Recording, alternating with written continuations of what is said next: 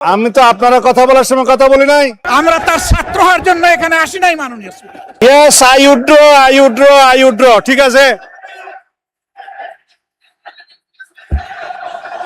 বর্তমান সময়ে আইন শৃঙ্খলা পরিস্থিতিতে উদ্বিগ্নতার সাথে লক্ষ্য করছি যে দিনে দুপুরে অস্ত্র ব্যবহার করে ছিনতাই হচ্ছে। আমরা লক্ষ্য করছি মানুষের ইচ্ছার ভিত্তিতে নির্বাচিত সংসদ সদস্যদের উপরে হামলা হচ্ছে, এমনকি সরকার দলের আইনুল হক সাহেব, এস এম জাহাঙ্গীর সাহেব, এমনকি স্বরাষ্ট্রমন্ত্রী মহোদয় যখন বিভিন্ন জায়গায় যাচ্ছেন সেখানে পর্যন্ত তাকে কেন্দ্র করে ভুয়া ভুয়া স্লোগান দেওয়াটাও তো আমরা লক্ষ্য করেছি। এই পরিস্থিতিটা তো শুধুমাত্র সরকার দলীয় সংসদ সদস্যদের সাথে না, এই সরকার দলীয় সংসদ সদস্য এবং বিরোধী দলীয় সংসদ সদস্যরা যখন হামলার শিকার হন, তার প্রেক্ষিতে যে মামলা হয়েছে সেই মামলাগুলোর কোনো আসামিকে গ্রেপ্তার না করে বরং তার প্রেক্ষিতে যে মিথ্যা ভুয়া মামলা দেওয়া হয়েছে সেই মামলায় ওই বিরোধী দলের নেতাকর্মীদেরকে গ্রেপ্তার করা হয়েছে। এই প্রসঙ্গে আমি মাননীয় স্বরাষ্ট্রমন্ত্রী পদক্ষেপ জানতে চাই। মাননীয় স্পিকার, ধন্যবাদ। মাননীয় স্বরাষ্ট্রমন্ত্রী। মাননীয় স্পিকার, পয়লা 1 মিনিট একটু আমি অমনোযোগী ছিলাম। কোন প্রসঙ্গে বলছে সেগুলো শুনেছি, কোন ঘটনায় বলেছেন যদি একটু বলতে। আবার করেন প্রশ্ন, যেটুকু উনি বুঝতে পারেন না ওইটুকু, শুধু ফার্স্ট পার্ট। জি মাননীয় স্পিকার, ধন্যবাদ। আমি প্রথমে বলেছিলাম যে দিনে দুপুরে প্রকাশ্যে অস্ত্র ব্যবহার করে সাধারণ মানুষের, নাগরিকের কাছ থেকে ছিনতাই হচ্ছে, রাহাজানি হচ্ছে, সেই ব্যাপারে বর্তমান স্বরাষ্ট্রমন্ত্রী কি ভূমিকা নিচ্ছেন এবং পরবর্তীতে সরকার দলীয় এমপি সহ বিরোধী দলীয় এমপিদেরকে যে হামলা শিকার হয়েছে, সেই হামলায় যে মামলা হয়েছে সেই মামলার আসামিদেরকে গ্রেপ্তার না করে বরং উল্টো যে মিথ্যা মামলা হয়েছে তার প্রেক্ষিতে সেই আসামিদেরকে গ্রেপ্তার করে যে আইনের শাসনের টোটাল কবর রচনা করা হচ্ছে, এই ব্যাপারে বর্তমান স্বরাষ্ট্রমন্ত্রী পদক্ষেপ জানতে যাচ্ছে। স্বরাষ্ট্রমন্ত্রী। শাহবাগ স্কোয়ারে বক্তৃতা দিয়ে, পার্লামেন্টে বক্তৃতা দিয়ে এক কথা না। প্রথম কথা হচ্ছে নির্ধারিত আমি কাউকে উদ্দেশ্য করে বলি নাই। আমি কাউকে বললেন আমি তো আপনারা কথা বলার সময় কথা বলি নাই। মাননীয় স্পিকার, আমি আপনার শেল্টার চাচ্ছি। মাননীয় বিরোধী দলীয় সদস্যবৃন্দ, আপনারা অনুগ্রহ করে স্বরাষ্ট্রমন্ত্রীর বক্তব্য শুনবেন।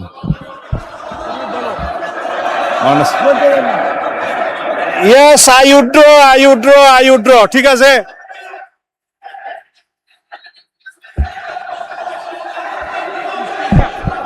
মাননীয় স্পিকার, অনুগ্রহ করে বসুন, স্বরাষ্ট্রমন্ত্রীর বক্তব্য শুনুন। মাননীয় স্পিকার, মাননীয় সদস্যবৃন্দ অপেক্ষা করুন।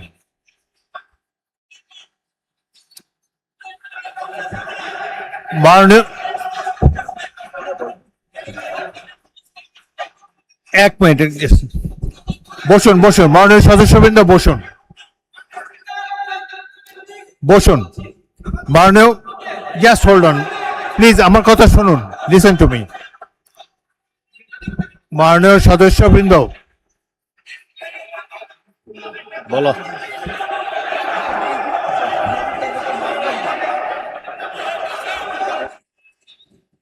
হয়েছে তো, অনেকক্ষণ বলেছেন। এখন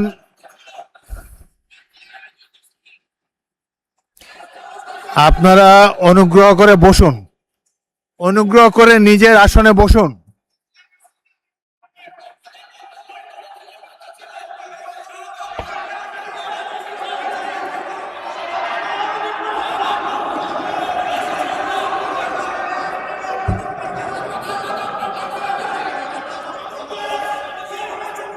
মাননীয় সংসদ সদস্যবৃন্দ, আপনারা অনুগ্রহ করে বসুন। অনুগ্রহ করে নিজ নিজ আসনে বসুন। কথা বলার তো অনেক সুযোগ আপনাদেরকে দিচ্ছি, এইভাবে ঢালাও না বলে মাইকে বললে তো সবাই শুনতে পায়। আপনাদেরকে সুযোগ দেওয়া হবে, যখন সুযোগ পাবেন মাইকে বলবেন। আরেকটি কথা আমি বলতে চাই, যেখানে আপনাদের বিরোধী দলের চিফ হুইপ দাঁড়িয়েছে, সামনের সারির সদস্যবৃন্দ দাঁড়িয়েছে, তখন অনুগ্রহ করে পিছনের সারি থেকে বক্তব্য দেবেন না। আপনাদের নেতারা কি বলে সেটা শোনার চেষ্টা করবেন। একটু ধৈর্য ধরে অপেক্ষা করুন, প্রচুর সুযোগ আছে আপনাদের জন্য। এই সংসদে বক্তব্য দেওয়ার প্রচুর সুযোগ আছে, আপনারা নিশ্চয়ই লক্ষ্য করেছেন। এটা তো আওয়ামী লীগের আমল না, এখানে আপনারা ইচ্ছা মতো সরকারকে ক্রিটিসাইজ করতে পারছেন। আরেকটি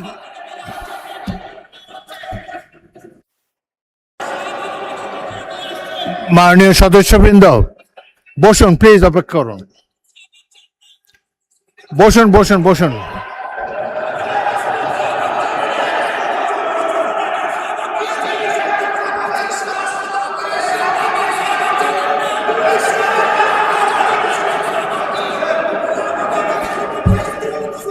অনুগ্রহ করে নিজের নিজের আসনে বসুন।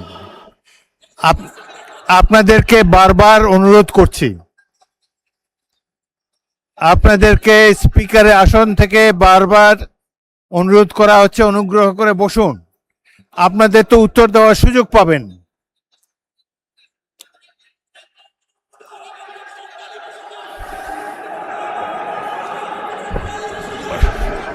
শোনেন,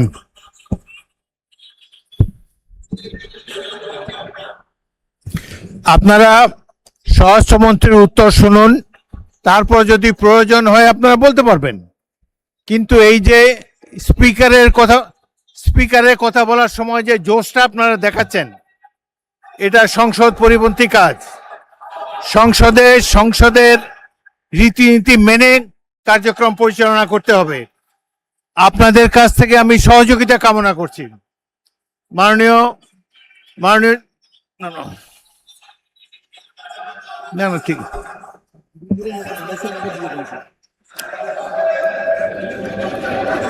আপনার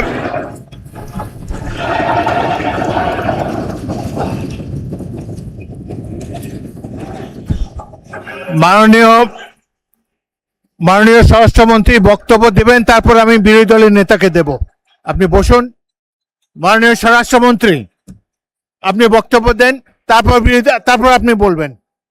বিরোধী দলের নেতা অপেক্ষা করুন, তার বক্তব্যটা শেষ করুন, তারপর আপনি বলবেন। আপনাকে ফ্লোর দেব।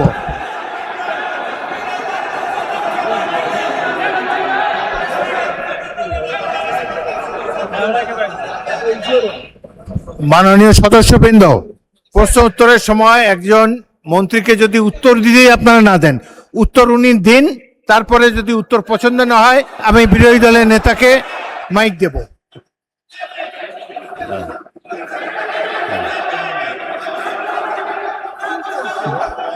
মাননীয় স্বরাষ্ট্রমন্ত্রী, আপনি আমার দিকে তাকিয়ে কথা বলেন। আমি তো কথা বলতে, মাননীয় স্পিকার, না, বলেন বলেন।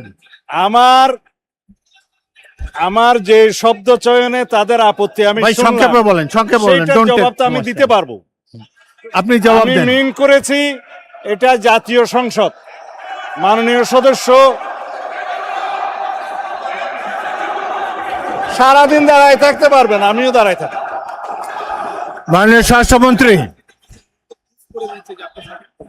হ্যাঁ, মাননীয় স্বরাষ্ট্রমন্ত্রী, আপনি প্রশ্নের উত্তর দেন, মাননীয় আর তাদের স্পিকার, দিকে তাকায় বক্তব্য দেবেন। আপনি যদি আমাকে কথা address না করে বলেন। বলতে দেন তাহলে কিসের বাক স্বাধীনতা? আপনি আমাকে অ্যাড্রেস করেন, বলেন। না, আমি আপনার দিকেই তাকিয়ে কথা হ্যাঁ, বলছি। বলেন, সংক্ষেপে মানে বলেন। স্পিকার, আমাদের এখানে প্রশ্ন যেমন স্পেসিফিক করতে হয়, এই সংসদে সম্পূরক প্রশ্নও একই রকম করতে হবে। আমি যদি কথা নাই বলতে পারলাম, এটাই যদি ডেমোক্রেসি আপনি হয়, উত্তর দেন মাননীয় আমি সদস্য, কি উত্তর শুনতাম? কেউ তো শুনছেন। আপনি উত্তর দেন, প্রশ্ন যে করেছে তার তুমি উত্তর দেন। প্রথমে বলেছেন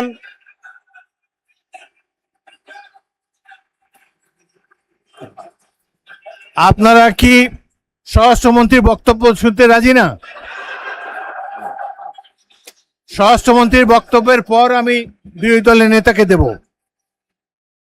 কোথায় চিন্তা হয়েছে বলতে হবে। মাননীয় সদস্যবৃন্দ, আপনারা 2 মিনিট ধৈর্য ধরে অপেক্ষা করুন। আসমানের উপর কথা দিতে হবে না। মাননীয় স্বরাষ্ট্রমন্ত্রী, আপনি জবাব দেন। মাননীয় স্পিকার, নূতন কোথায় বিরোধী দলীয় কোন এমপির মামলায় আসামি গ্রেপ্তার হয় না সেটা স্পেসিফিক প্রশ্ন দরকার। বলেন, তারপর বলেন। এবং কোথায় ছিনতাই হয়েছে আসামি গ্রেপ্তার হয় নাই সেটার স্পেসিফিক বর্ণনা দরকার। শুধু হাওয়াই ভাবে যদি বলা হয়, আমভাবে যদি বলা হয় যে এই সমস্ত হচ্ছে প্রতিকার কি, বিরোধী দল এমপির উপর হামলা হচ্ছে প্রতিকার কি, স্পেসিফিক কোশ্চেন করতে হবে। সেই জন্য বলছি এটা মহান জাতীয় সংসদ, বাইরের বক্তৃতা এখানে চলে না। ওকে, ধন্যবাদ। স্পেসিফিক প্রশ্ন করতে হবে, ধন্যবাদ মাননীয় specific স্বরাষ্ট্রমন্ত্রী। উত্তর দিতে হবে। মাননীয় That was my intention. Enough. মাননীয় বিরোধী দলের নেতা।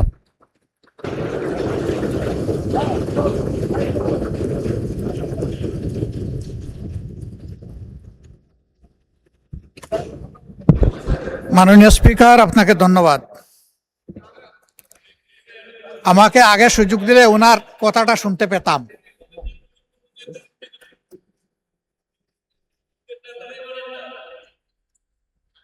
বক্তব্য কি আপনি দিবেন না আমি দেব? মাননীয় স্পিকার, এটা অশোভন, এটা অশোভন। আমার বক্তব্যের সময় যদি এইভাবে কমেন্টস করা হয় তাহলে আমার এখানে দাঁড়ানোর প্রয়োজন নেই। বলেন মাননীয় বিরোধী দল নেতা, বলুন আপনার বক্তব্য বলুন। আপনি মাননীয় স্পিকার, আমি সম্মানিত সংসদ সদস্য এবং স্বরাষ্ট্র মন্ত্রীর প্রতি সম্মান রেখে বলতে চাই, আজকে নতুন করে তিনি এই শব্দগুলো উচ্চারণ করেন নাই। সংসদ অধিবেশন যেদিন থেকে বসা শুরু হয়েছে সেদিন থেকেই তিনি তুচ্ছ তাচ্ছিল্য করে সবাইকে বক্তব্য। উনি নিজেকে কি মনে করেন আমি বুঝতে পারি না।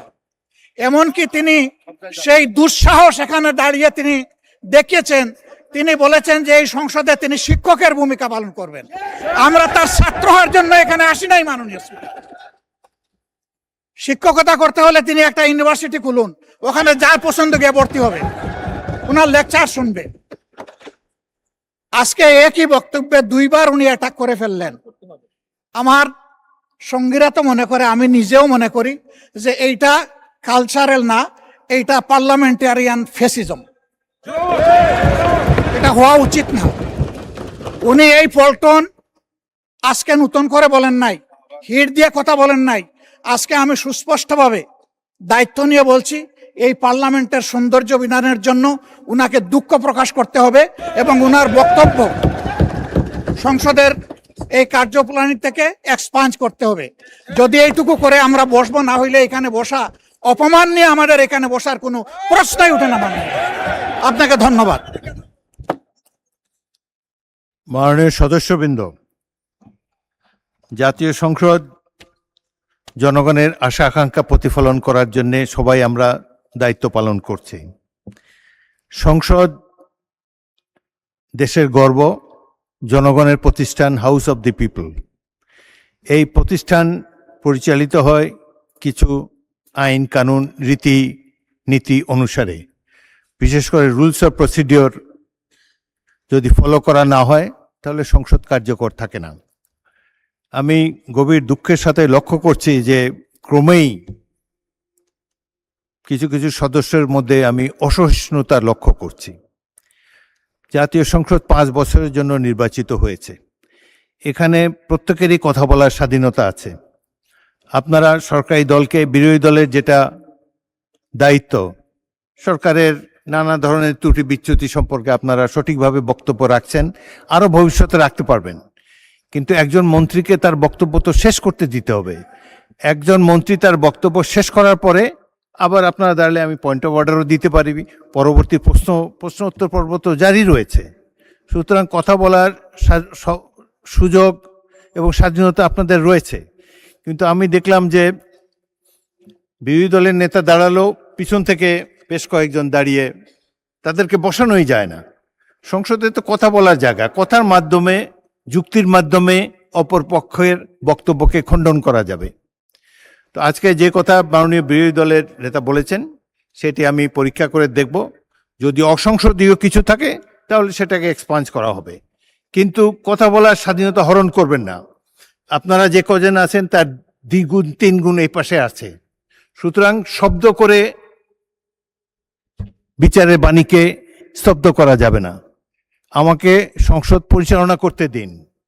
আমি আমার জ্ঞান বুদ্ধিমতো নিরপেক্ষভাবেই সংসদ পরিচালনা করার চেষ্টা করছি এবং আপনাদের সকলের চেয়ে অনেক অনেক বছর, 40 বছর এই সংসদে আছি। অতীতের সংসদগুলোর অনেক খারাপ রেকর্ড আছে। এই সংসদে, বাংলাদেশের সংসদে স্পিকারকে হত্যা পর্যন্ত করা হয়েছে। সুতরাং অতীতের দিক থেকে তাকিয়ে আমি তো মনে করি একটি ভালো সংসদ আমরা পেয়েছি, জনগণের সঠিক নির্বাচনের মাধ্যমেই পেয়েছি। আপনারা উভয় পক্ষকে আমি ধৈর্য ধারণ করার জন্য অনুরোধ জানাবো। এখন প্রশ্নোত্তর পর্ব শেষ হয়েছে। আসরে নামাজের জন্য কতক্ষণ আছে টাইম?